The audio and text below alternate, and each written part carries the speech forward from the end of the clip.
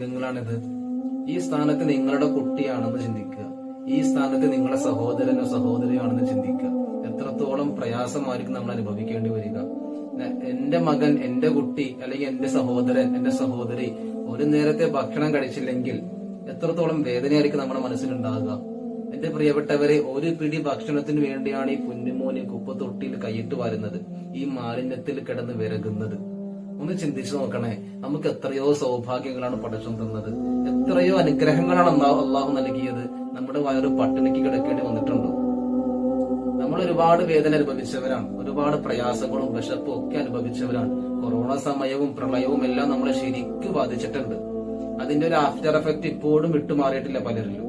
അതുകൊണ്ട് പ്രിയപ്പെട്ടവരെ, നമ്മുടെ കല്യാണ വീടുകളിൽ പോയാലും സൽക്കാരങ്ങളിലായാലും സ്വന്തം വീടുകളിലായാലും ഒരു പിടി ഭക്ഷണം പോലും നമ്മൾ വേസ്റ്റ് ആക്കാതിരിക്കുക.